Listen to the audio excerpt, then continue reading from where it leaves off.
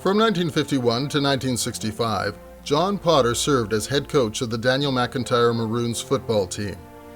During his 14-year tenure, the Maroons reached the league semifinals in every year Potter was at the helm.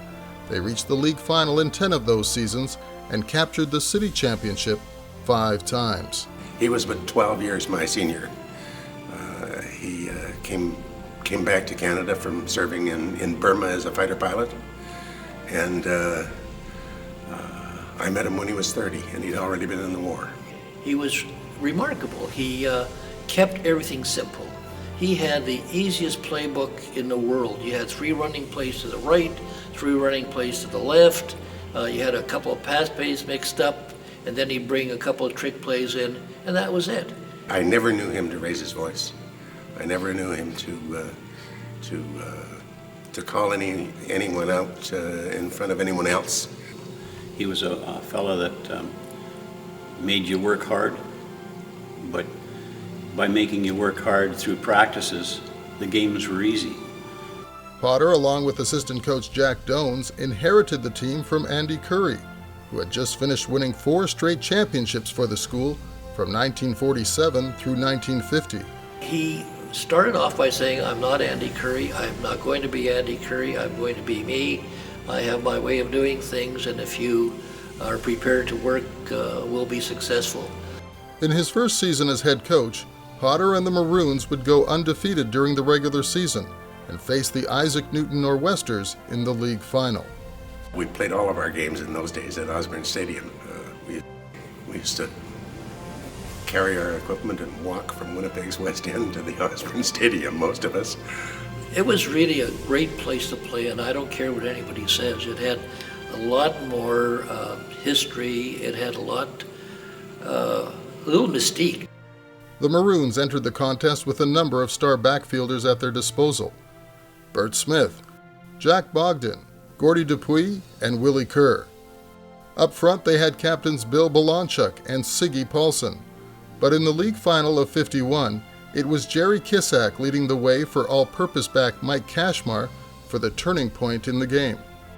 I do recall being pretty excited about leading Mike Kashmar. He was blocking, and I carried the ball and had run some 45 yards, one of the longest runs we've had all year, to score. In the dying minutes, Jerry Vincent would kick the game-winning Rouge, and Daniel Mac would have its 5th straight title for the school and first for Coach Potter.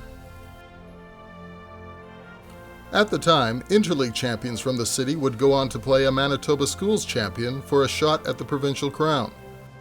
Potter and his Maroons would not disappoint in that category either, as Daniel Mac hammered St. Paul's 30-12 to win their 4th Manitoba title in the last 5 years.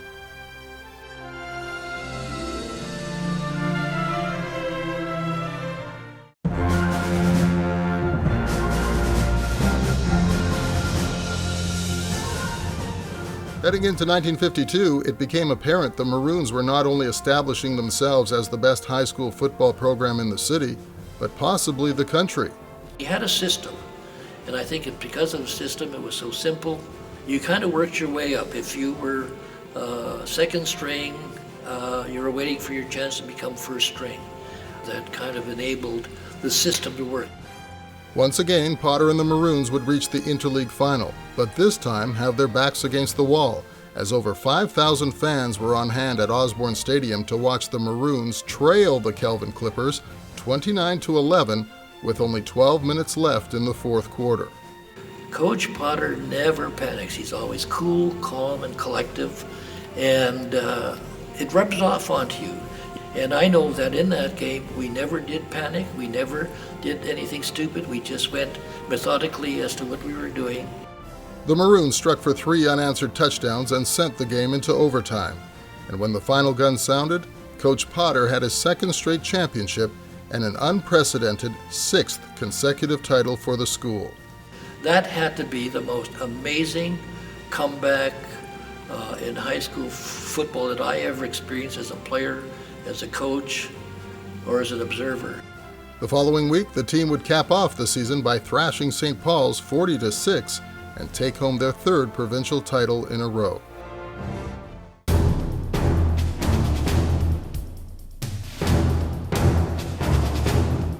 The Maroons were undeniably an established powerhouse in the league, but their rhythm of winning a 7th straight championship for the school was soon to be interrupted.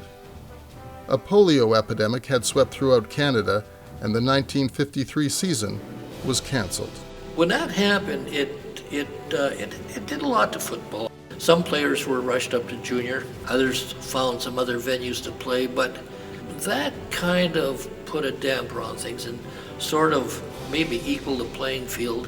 When high school football resumed in '54, Potter put together another formidable squad, leading the Maroons to the title game against St. John's. Only their championship streak would end after the Tigers handed Daniel Mac an 18-6 defeat. But the championship drought did not last for long. The Maroons had a solid unit of experienced veterans and promising new recruits, and the team had a new assistant coach, as Mike Cashmar joined the staff, experiencing firsthand how Potter managed the team and the high school game. He used to get a hold of Jimmy Dunn, who was a timekeeper, and they were friends. He would go to Jimmy and say, Jimmy, how much time is there? He says, not much. He says, give me a few more minutes. I got a few more kids to get into the game. Potter's commitment to players and school would once again provide the recipe for another successful season. This time, the '55 Maroons would face Gordon Bell in the Interleague Final in less than perfect conditions at the new Winnipeg Stadium. It was so cold that after we got out onto the field and you went down in your three-point stance, and it was muddy and it was wet and it was icy. And John McPhee was one of a number of first-year players who took part in the contest. Another was Ernie Kyliuk, who recalled a pregame meeting Coach Potter had arranged prior to the game. I remember also being pumped up by ex-players or alumni who came by to the dressing room and made everybody feel that this was a part of more than just one team. The inspiration helped lead the Maroons to their third interleague title for Potter when they beat the Panthers 27-15, and 1 week later added more hardware to their trophy case, defeating Dauphin for the provincial crown. In '56, Elvis was king, and so were the Maroons. The provincial title would no longer be decided, as St. Paul's joined the 6 other city teams to form the Winnipeg High School Football League. Bomber star running back Tom Casey enthusiastically endorsed the new Red Feather Code for the league, which encouraged fair play and respect for fellow players. And on Alverstone Street, Coach Potter and the Maroons had another strong unit. we had a good defensive team as well as offense, and I know in '56 we took care of most of the teams pretty well. So well, in fact, the Maroons were undefeated in league play that year and faced the Isaac Newton Nor'westers in the final.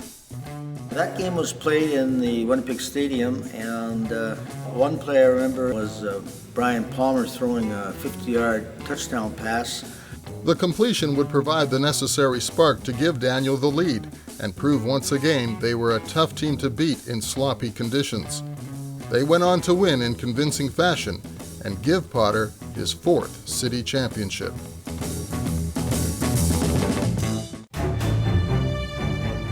Over the next 5 years, the Maroons would continue to field one of the top teams in the league, and word traveled quickly about their competitiveness. They were invited down to North Dakota to play an exhibition game against Fargo High School, and in the City League, Daniel Mac would reach the final again, but this time fall victim to the only field goal made all year by any team in the league, as Tech Vaught connected on a 23-yarder to squeeze past the Maroons 9-7.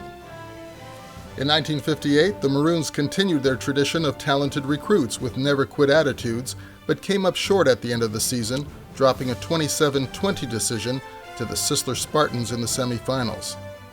In '59, Potter and his team were not expected to get further than the dressing room door. However, they made it all the way to the championship game, only to lose a 15-13 heartbreaker to the Gordon Bell Panthers. In 1960, Potter had been voted League All-Star coach, and the Maroons would have all the right ingredients again to reach the final, but this time drop another hard-fought battle to the Kelvin Clippers.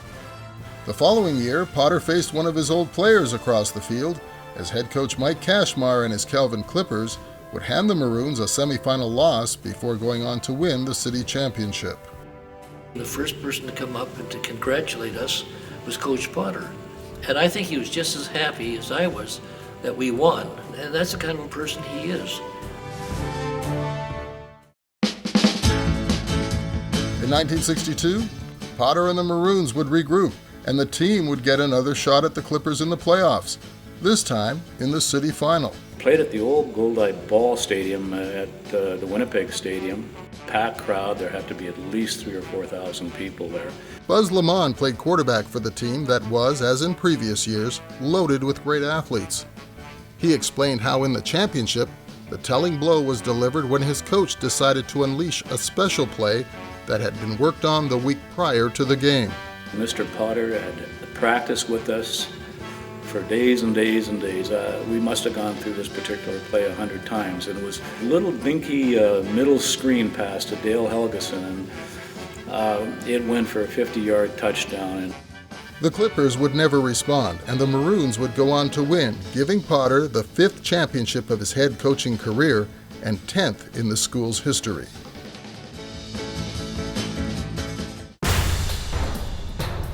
From 1963 to 1965, Potter again fielded solid teams and developed some exceptional athletes for the school. And even though title number 6 at Daniel Mac would elude him, it was apparent John Potter was now revered as the dean of all coaches in high school football.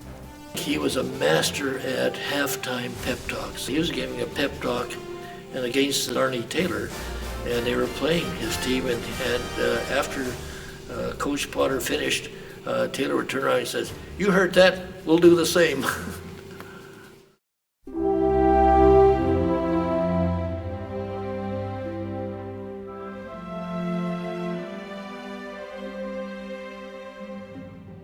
When he ended his coaching career at Daniel to take a principalship at Norquay School in 1966, Potter had coached over 100 games and close to 300 student athletes for the Maroons, 7 of which went on to play professional football in the CFL.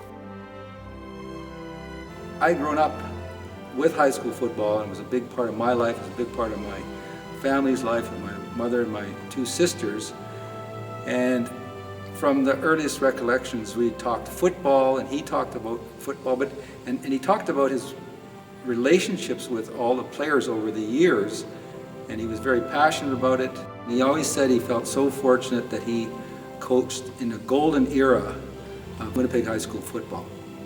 Coach Potter's dedication and service to amateur football did not go unnoticed. In 1971, he received the Distinguished Service Award from the Canadian Football Association. 1982 saw the Winnipeg High School Football League name him the top coach of the 1950s era at their 50th anniversary reunion. Former players invited their old coach to a couple of tribute dinners in his honor, and to this day, those same players keep the Potter years camaraderie alive by meeting once a month at a local Winnipeg restaurant. In 1998, John Potter was inducted into the Manitoba Sports Hall of Fame. He was a legend in his own time. He was just a tremendous influence on a lot of people. And he was a man highly respected and very often thought of as a father figure. In 2006, the Winnipeg High School Football League named 3 divisions after their most celebrated coaches in league history, and 2 were from Daniel Mac, Andy Curry and John Potter. He was much more than just a coach. In some ways, he was a life counselor. In many ways, he would deal with individuals. He could read you. If you were having problems, he would seek to help you. Potter would go on to catch the coaching bug a couple more times, giving him the distinction of coaching through 5 decades of football in the province.